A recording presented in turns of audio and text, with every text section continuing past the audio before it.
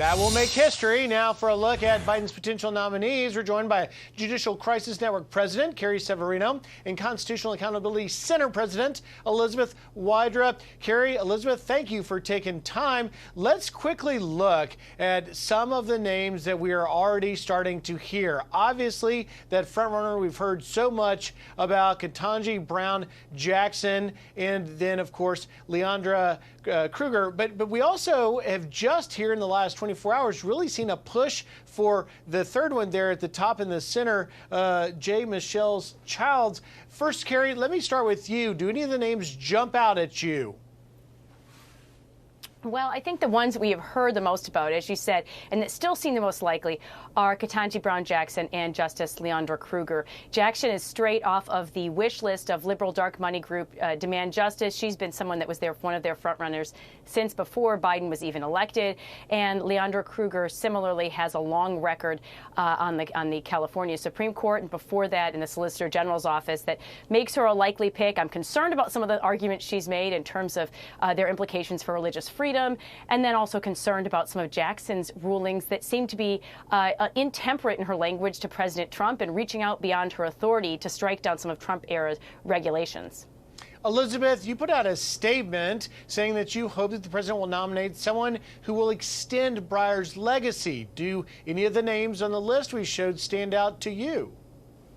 Yeah, I think the president has a wealth of options of candidates who, as he said, have stellar credentials, a commitment to equal justice and fairness, who have, this integrity and character and the real excellence that he has in this wealth of options of these potential nominees, I think is really impressive. And, Justice Breyer said at his confirmation hearings that, it's important to understand that the law must work for the people. And so I think that what he is looking for, I imagine, and I think what all of us across the ideological spectrum would hope for, is a justice who understands that the law must work for all of us, not just the wealthy or the powerful, and really have that commitment to equal justice under law.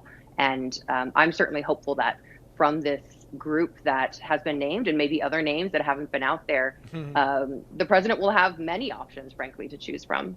And, a lot of these, some of these potential nominees, like Judge Jackson, were confirmed with Republican as well as Democratic votes. So, right. I think that's important to remember. Well, that's a good point, Carrie. Senator Lindsey Graham was one of 3 that voted for Jackson just back in June to the D.C. court. Of course, that has been the launching pad for several of our current justices. But do you believe that there is some influencing of who the pick is behind the scenes at the White House? Yeah, first I'll say the appellate court nominations are a very different deal than the Supreme Court nominations. That's almost exactly what Joe Biden himself said to Clarence Thomas as he voted for his appellate court nominations, then, of course, turned around to help lead the group attacking Thomas's nomination later when he was appointed to the Supreme Court.